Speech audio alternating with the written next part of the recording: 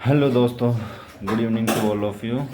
साथियों, हम जो है पुस्तकालय के थ्योरी की क्लासें आपके लिए लेके आ रहे हैं। साथियों, इससे पहले हमने पुस्तकालयों का डेवलपमेंट विश्व के संदर्भ में विशेष रूप से देखा था। आज हम जो है भारत के विशेष संदर्भ में जो है पुस्तकालयों का विकास के बारे में चर्चा करेंगे। साथियों, तो देखो, आज के लिए मिस्र की सबसे पहले भारत के संदर्भ विशेष संदर्भ में है, लेकिन जो स्टार्टिंग टॉपिक होगा वो अपना विश्व के संदर्भ में कुछ है इम्पोर्टेंट चीज़, वह आपके सामने है। मिस्र की सभ्यता में तो पुस्तकों को इतना महत्व दिया जाता था कि राज्याध्यक्ष को दफनाते समय उसकी सुख सुविधाओं की अन्य वस्तुओं के साथ साथ उसके पुस्तक संग्रह को भी रखा जाता था। तो साथियों, यह आपको ध्यान में रखना है ना। ये ऐसे कैसे सेंटेंस है, आपको पूछा जा सकता है कि कौन सी सभ्यता में पुस्तकों को अधिक महत्व देते हुए उनके जो राज्याध्यक्ष थे उनको दफनाते समय उसकी सुख सुविधाओं की अन्य वस्तुओं के साथ उस पुस्तक संग्रह को भी दफनाया जाता था। तो यह मिस्र की सभ्यता होगी। इस तरीके से आपको ध्यान में रखना है। वहीं तूतनखेमन के मकबरे में क्ले टैबलेट्स का अच्छा संग्रह मिला है। तो ये भी ध्यान रखो, मकबरा जो है किसी की याद में बनाया जाता है। तो जो तूतनखेमन का जो मकबरा है, जो तूतनखेमन की याद में जो मकबरा बनाया गया था, उसमें क्ले टैबलेट्स का अच्छा संग्रह यानी मिट्टी की जो मटमटिकाएँ होती हैं जो लेखन प्रणाली के लिए उपयोग की जाती थी, उसमें एक अच्छा संग्रह मिला है। तो ये जो इम्पोर्टेंट चीज़ है, या मैं पहले वाली क्लास में रह गई थी, तो वो आपके सामने है। अब बात करेंगे भारत के विशेष संदर्भ में। तो सबसे पहले बात करते हैं सरफोजी सरस्वती पुस्तकालय। कौन सा? सरफोजी द्वारा स्थापित, यानी ये ध्यान रखना, ये एक सरफोजी द्वारा है ना स्थापित है। सरस्वती पुस्तकालय इसको हम कहते हैं। तो आपको सरस्वती पुस्तकालय से संबंधित कई क्वेश्चन पूछे जा सकते हैं। सबसे पहले तो सरस्वती पुस्तकालय की स्थापना सरफोजी ने की थी, और यह कहाँ स्थित है? तो तंजापुर में स्थित है। तो ये बार बार पूछे जाने वाला क्वेश्चन है साथियों ना। और इसकी स्थापना की बात करें तो इसकी स्थापना कब हुई थी? 1918 में इसकी स्थापना हुई थी, और यह एक सार्वजनिक पुस्तकालय के रूप में है। किस पुस्तकालय में? सार्वजनिक लाइब्रेरी के रूप में जो है आज भी स्थित है। और इसकी पंजीकरण की बात करें कि इसका रजिस्ट्रेशन कब हुआ था साथियों? तो 9 जुलाई 1986 को इसका जो है रजिस्ट्रेशन हुआ था। तो ये भी हमें ध्यान में रखना है। तो सरस्वती पुस्तकालय की स्थापना 1918 में और इसका रजिस्ट्रेशन 1986 में। वर्तमान में, अब इसकी वर्तमान स्थिति देखते हैं किसकी, सरफोजी जो सरस्वती पुस्तकालय उसकी। तो वर्तमान में संस्कृति विभाग, भारत सरकार व तमिलनाडु सरकार इसे संयुक्त रूप से संभाल रहे हैं। इनका जॉइंट प्रोजेक्ट के रूप में यह कार्य कर रहे हैं। आगे बात करें तो पांडुलिपियों का इसके किसकी, सरस्वती पुस्तकालय के संग्रह की बात करें तो इसमें जो मैन्युस्क्रिप्ट है यानी पांडुलिपियों का एक अच्छा संग्रह है। यानी 46,695 पांडुलिपियाँ इसमें है। किसमें? सरस्वती पुस्तकालय तंजौर में, है ना। इस तंजापुर को हम तंजौर भी कहते हैं, ध्यान में रखना है आपको, है ना, कन्फ्यूज नहीं होना है। आगे बात करें साथियों इसी पुस्तकालय की, तो इसमें यूरोपीय भाषा की करीब 4500 पुस्तकों का एक दुर्लभ संग्रह भी है ना। यूरोप की जो पुस्तकें हैं उनका दुर्लभ संग्रह भी इसमें है। अब आपके लिए ये सरस्वती पुस्तकालय यहाँ ख़त्म हो चुका। अब इसके बाद में एक विशेष नोट है। ब्रिटिश शासन के दौरान 1808 में मुंबई की सरकार ने पुस्तकालयों को दान में पुस्तकें देने के लिए एक कोष यानी फंड की स्थापना करी थी, है ना। किसने करी थी? ब्रिटिश सरकार ने, है ना। और कहाँ पे? तो बम्बई के अंदर। कब? तो 1808 में, पुस्तकालयों के विकास के लिए, है ना। तो पुस्तकालय विकास के लिए दान में पुस्तकें देने के लिए एक फंड की स्थापना की थी। आगे बात करें तो इम्पोर्टेंट कमेटी है ट्रिपल ए फेजी कमेटी। डायरेक्ट पूछा जाता है, ट्रिपल ए का नाम नहीं देके कई बार फेजी कमेटी दे दिया जाता है। तो ध्यान रखना, पहले तो ये मुंबई से संबंधित है, मुंबई के जो पुस्तकालय उनसे संबंधित है ना, ट्रिपल ए फेजी। इस कमेटी का गठन, अब बात करते हैं इस कमेटी की। तो गठन 1939 में इसका गठन हुआ था साथियों, है ना। कई बार आपको ध्यान रखना गठन कब हुआ था और इसने अपनी रिपोर्ट कब दी, ये दो चीज़ बार बार पूछी जाती है। जिसने 1941 में रिपोर्ट दी थी इसने, और इसने क्या, इसकी रिपोर्ट में क्या अनुशंसा की गई थी? तो इसकी रिपोर्ट में अभिशंसा की गई थी कि 1000 आबादी वाले गाँवों के लिए पुस्तकालय सेवा होनी चाहिए। तो ये ऐसे कैसे आपको ध्यान रखना है, ये इसकी बहुत ही इम्पोर्टेंट अभिशंसा है। मैं केवल आपके लिए इम्पोर्टेंट अभिशंसा ही लेके आया हूँ। अब आगे बात करें साथियों, तो डॉक्टर राल्फ सा समिति काफ़ी इम्पोर्टेंट समिति है एग्रीकल्चर के हिसाब से। वैसे भी मतलब एग्रीकल्चर के फील्ड में जो है ये कमेटी आई थी साथियों, एग्रीकल्चर लाइब्रेरीज के संबंध में, है ना। तो आपको ध्यान रखना है डॉक्टर राल्फ सो समिति, है ना। तो 1957 में कब इस समिति का गठन? 1957 में Indian council of agriculture research, है ना। ICAR की फुल फॉर्म आपको ध्यान में रखनी है, डायरेक्ट एग्जाम में पूछी जाती है। Indian council of agriculture research ने कृषि क्षेत्र में शिक्षण एवं प्रशिक्षण के लिए पुस्तकालय एवं ग्रंथालय सेवाओं की आवश्यकताओं का अध्ययन करने हेतु, है ना, किसमें, यानी कि कृषि क्षेत्र में शिक्षण प्रशिक्षण के लिए पुस्तकालयों एवं ग्रंथालय सेवाओं की आवश्यकताओं का अध्ययन करने के लिए अमेरिकी व्यक्ति डॉक्टर राल्फ सा को आमंत्रित किया था। तो ये भी ध्यान रखना, ये कहाँ से आए थे? अमेरिका से आए थे साथियों। डॉक्टर राल्फ सो कहाँ से आए थे? अमेरिका से। किसने आमंत्रित किया था? तो ICAR ने, है ना। जिन्होंने डॉक्टर DB कृष्णा राव के सहयोग से रिपोर्ट तैयार कर 1959 में अपना प्रतिवेदन जो है प्रस्तुत किया था। तो जो राल्फ सो समिति है साथियों 1957 में गठित हुई थी, लेकिन इसने अपनी रिपोर्ट 1959 में जो है प्रस्तुत की थी। आगे बात करें साथियों, डॉक्टर डोरोथी पार्कर की अध्यक्षता में 1967 में Indo American agriculture library survey and study team की गठित की गई थी। तो ये भी ध्यान रखना है, डायरेक्ट एग्जाम में से पूछा जा सकता है कि Indo American agriculture library survey and study team गठित किसकी अध्यक्षता में गठित की गई थी? तो डॉक्टर डोरोथी पार्कर, है ना। 1967 में डॉक्टर डोरोथी पार्कर। तो ऐसे कैसे आपको ध्यान में रखना है। आगे बात करें तो जे मोरे की अध्यक्षता में 1948 में हेल्थ सर्वे और डेवलपमेंट समिति का गठन किया गया था। तो ध्यान रखना, हेल्थ सर्वे और डेवलपमेंट कमेटी किसकी अध्यक्षता में? जे मोरे की अध्यक्षता में। कब? तो 1948 के अंदर। आगे बात करें साथियों तो 1959 में भारत सरकार ने दिल्ली विश्वविद्यालय में पुस्तकालय विज्ञान संस्थान की स्थापना की थी। तो कब की थी? 1959 में। किसने? भारत सरकार ने। कौन सी यूनिवर्सिटी में? दिल्ली विश्वविद्यालय में। किसकी स्थापना? पुस्तकालय विज्ञान संस्थान की स्थापना। तो पुस्तकालय विज्ञान संस्थान कहाँ स्थित है? दिल्ली विश्वविद्यालय में। हर तरीके से आपको ध्यान रखना है। आगे बात करें भारत में पुस्तकालय अधिनियम की, है ना। सबसे इम्पोर्टेंट टॉपिक है, हर एग्ज़ाम में इसमें से भी एक क्वेश्चन डेफिनेटली आपको पूछा जाता है।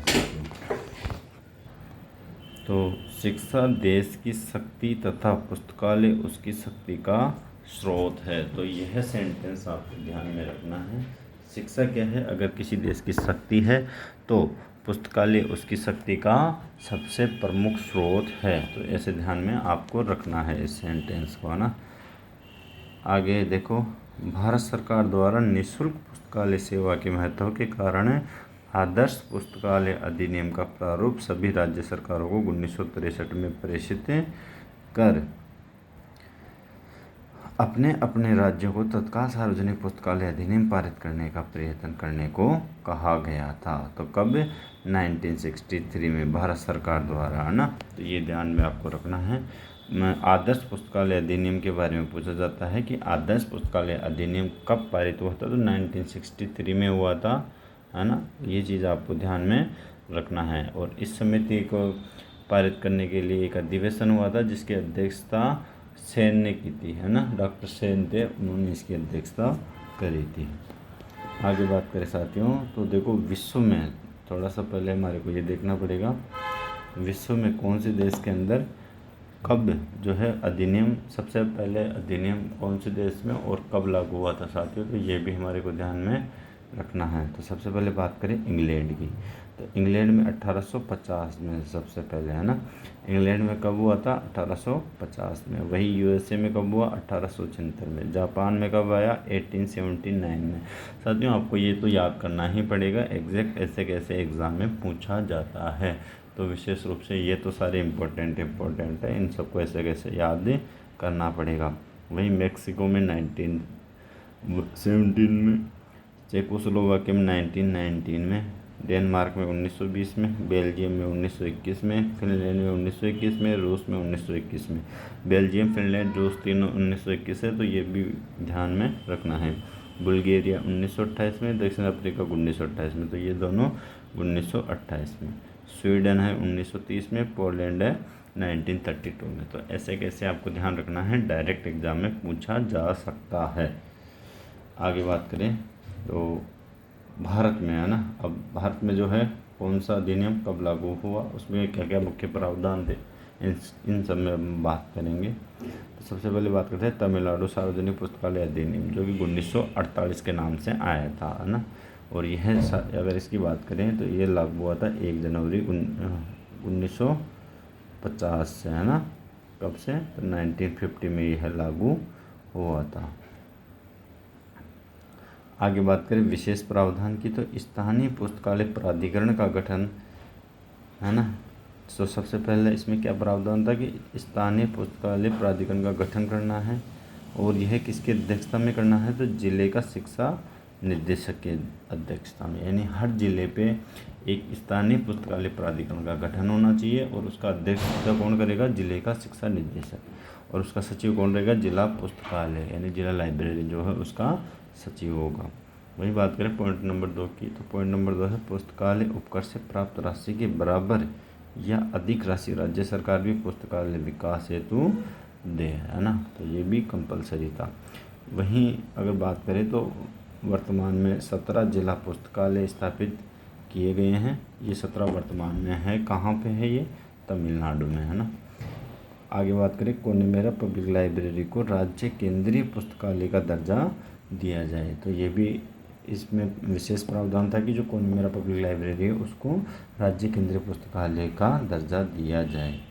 आगे बात करें साथियों तो इसमें पुस्तकालय कर का भी डायरेक्ट पूछा जाता है, कौन कौन से राज्य में के अधिनियम में पुस्तकालय कर का प्रावधान है।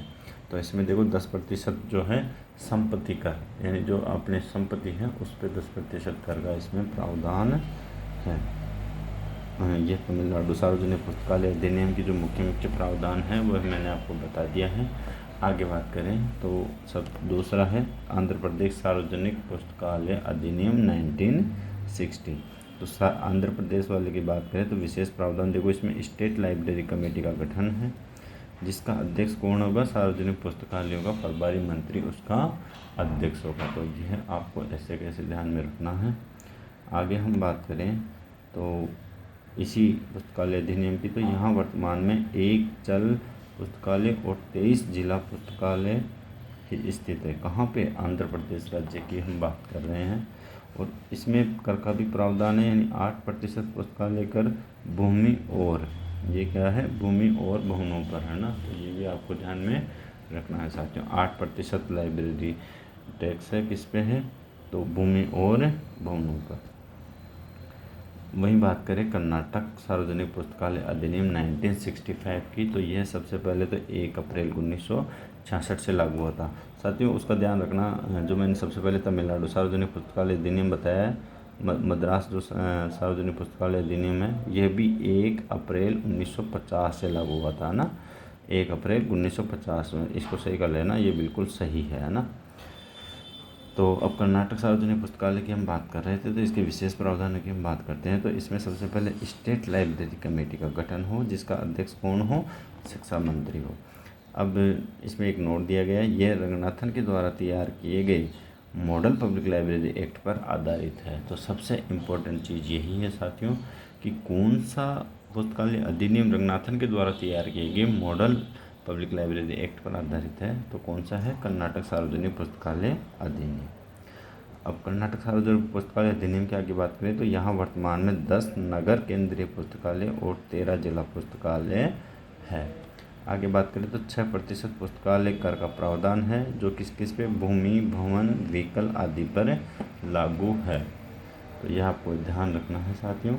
आगे बात करें तो महाराष्ट्र सार्वजनिक पुस्तकालय अधिनियम जो कब लागू हुआ था, 1967 में। तो राज्य की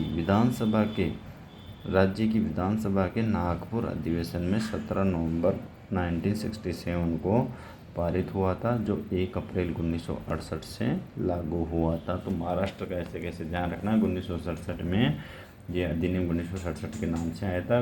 17 नवंबर 1967 को पारित हुआ था। 1 अप्रैल 1968 से लागू हुआ था। तो ज़्यादातर जो पुस्तकालय अधिनियम है वे 1 अप्रैल से ही लागू हुए हैं साथियों, है ना। तो ये आपको ध्यान में रखना है। आगे बात करें साथियों विशेष प्रावधान, तो शिक्षा मंत्री जी की अध्यक्षता में राज्य पुस्तकालय परिषद का गठन हो। व्यावसायिक पुस्तकालय निदेशक के अधीन पृथक पुस्तकालय विभाग होना चाहिए। आगे बात करें राज्य सरकार द्वारा अन्य आर्थिक स्रोतों के अतिरिक्त 25 लाख सालाना पुस्तकालय विकास पर व्यय होना चाहिए। वर्तमान में 5 प्रांतीय, 34 जिला पुस्तकालय और 275 तालुका पुस्तकालय इसमें है। तो कर्नाटक सार्वजनिक पुस्तकालय हो चुका है। अब बात करेंगे पश्चिमी बंगाल सार्वजनिक पुस्तकालय अधिनियम 1979 की, है ना। तो ये सबसे इम्पोर्टेंट चीज़ें हैं, इनका सन जो है डायरेक्ट पूछा जाता है, तो ये तो आपको ध्यान में रखना ही रखना है। अब इसमें विशेष प्रावधान है साथियों। सबसे पहले प्रभारी मंत्री यानी शिक्षा मंत्री की अध्यक्षता में राज्य पुस्तकालय परिषद का गठन हो। प्रभारी मंत्री कौन सा? शिक्षा मंत्री की अध्यक्षता में। आगे बात करें युवा जिला पुस्तकालय अधिकारी की नियुक्ति हो। ये इसके 2 विशेष प्रावधान हैं। आगे बात करें केरला, साथियों मैंने जिसमें टैक्स नहीं दे रखा है टैक्स का, उसमें टैक्स का प्रावधान नहीं है, ये भी आपको ध्यान में रखना है। मैं बता नहीं रहा लेकिन आपको ध्यान में रखना है कि जिसमें मैंने टैक्स का प्रावधान नहीं कर रखा है उसमें टैक्स का प्रावधान नहीं है, ये ध्यान रखना है आपको। तो आगे बात करें केरला सार्वजनिक पुस्तकालय अधिनियम 1989। तो 89 में क्या है साथियों? विशेष प्रावधान है। त्रिस्तरीय पुस्तकालय परिषद हो। पहला स्तर हो राज्य पुस्तकालय परिषद, दूसरा स्तर हो जिला पुस्तकालय परिषद, तीसरा स्तर हो तालुका पुस्तकालय परिषद। तो ये पूछा जा सकता है कि कौन से राज्य पुस्तकालय अधिनियम के अंतर्गत त्रिस्तरीय पुस्तकालय परिषद का प्रावधान है? तो यह आपके सामने है केरला सार्वजनिक पुस्तकालय अधिनियम।